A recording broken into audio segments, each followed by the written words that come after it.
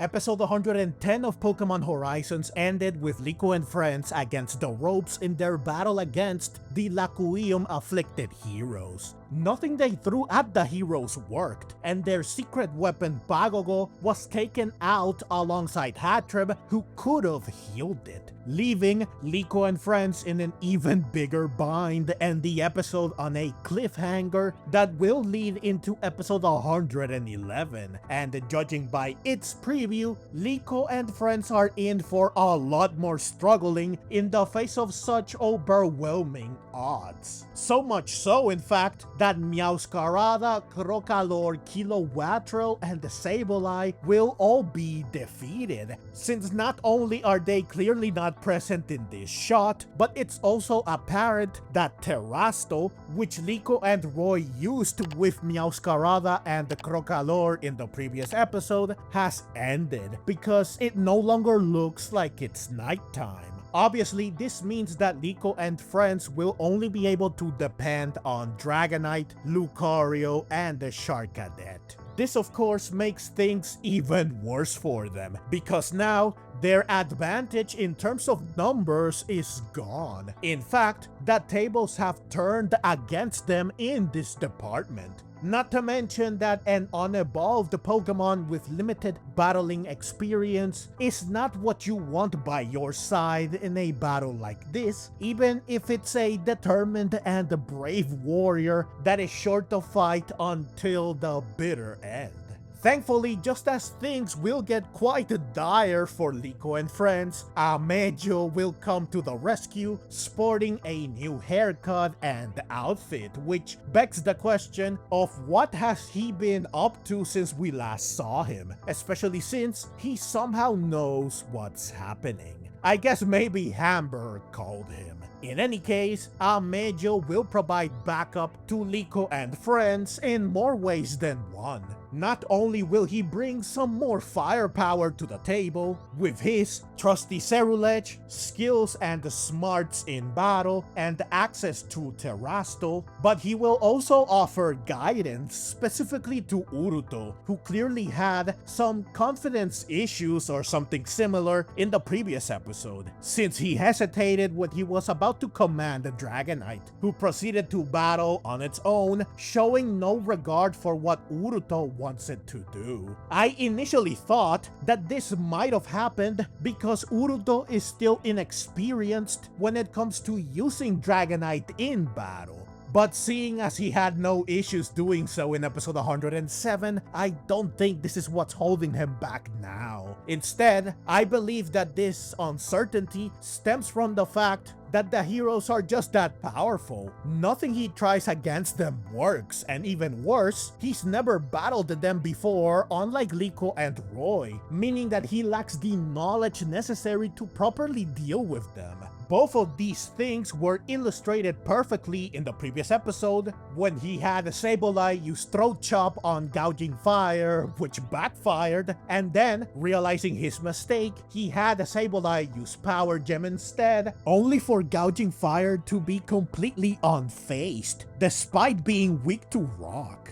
Having to face such fearsome opponents for the first time, and seeing all your attempts to fight back be in vain, would leave anyone doubting themselves, even someone as full of himself as Uruto. So you can hardly blame him, though at the same time, it's frustrating to see him be dead weight in such a critical battle, especially when he is heard in the preview saying that Liko and Roy are doing their best, while he just scratches his head, wondering what to do. He is even heard begging Dragonite to please do something. This is how desperate he will get, which is obviously not cool or reassuring. This is why it's so great that Amethio will knock some sense into him by telling him to calm down and command his Pokemon with composure. Will this be enough to get Uruto to lock in? Perhaps, though the preview shows him looking dejected, and this seems to be after the battle, presumably being forced to realize and face his limitations limitations and flaws won't be a fun experience, especially given who will point them out.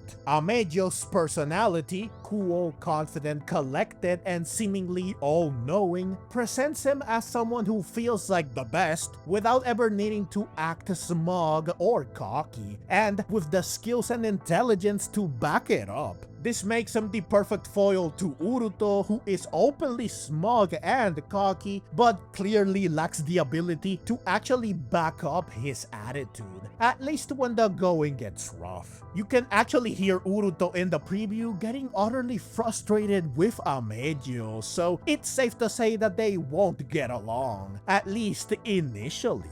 Now, will Amethio and a presumably more helpful Uruto be enough to turn the tide? Perhaps, though I still think they will have a very tough time. Of course, they will get even more backup in the form of Dot, Hamber, and Cervantes, who will all arrive at the scene in this episode. However, I don't think they will really contribute much, since Tinkaton and Quaxwell are both out of commission after battling Coral, Sidian, and Chelsea, and Gimmighoul isn't exactly an adept battler yet. So Dot won't be as helpful in this battle as I expected, though the preview does show Tinkaton out of her Pokeball and looking just fine, so who knows? Maybe she and Dot will be able to lend a hand. Hamber would definitely tilt the odds in favor of Liko and friends, but since Chelsea was able to blackmail him into not opposing them, maybe he won't intervene.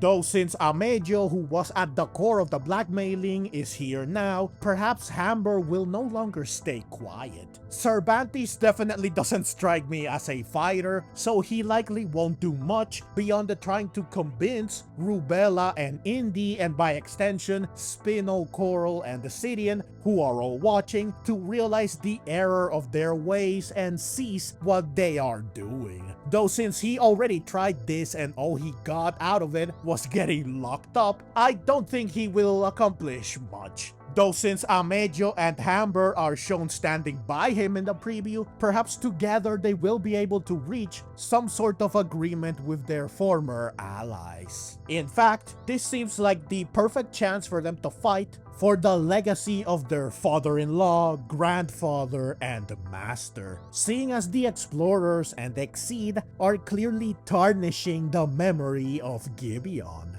As things stand though, I still don't see how this battle can end favorably for Liko and the company outside of the Explorers choosing to back down or being forced to, something that again, Amethio, Hamber, and the Cervantes might be able to pull off, or the heroes somehow managing to overcome the effects of Laquium themselves, or Pagogo somehow rejoining the fray to cleanse them of it. I just don't think Liko and friends can win outside of an absolute miracle.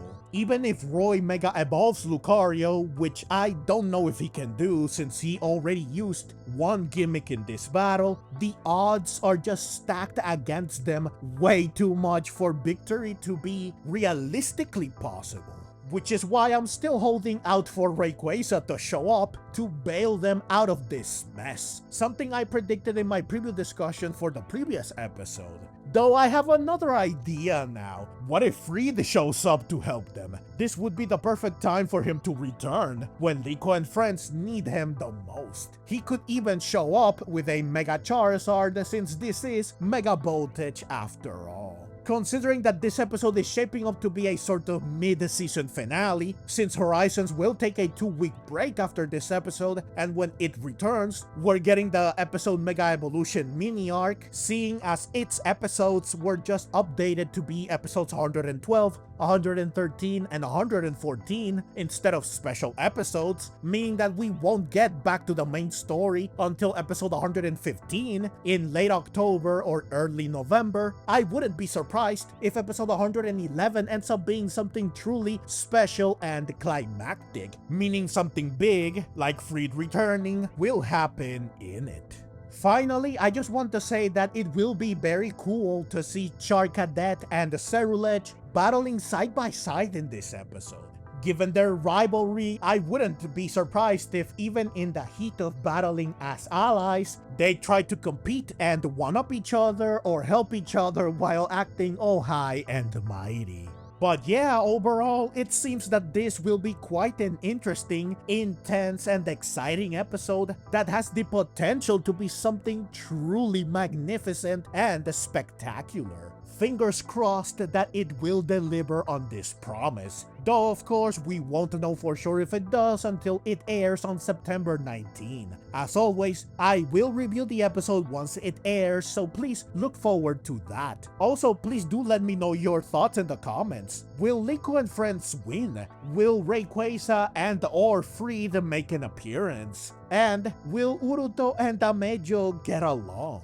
If you enjoyed this video and want to see more like it, feel free to click the links on screen. And if you'd like to support the channel and help me keep making content like this, you can find all the ways to do so in the description and in the pinned comment. Whether it's through a small donation or just watching and sharing, every bit of support means the world to me. Thank you so very much for watching, and let's meet again in the next video.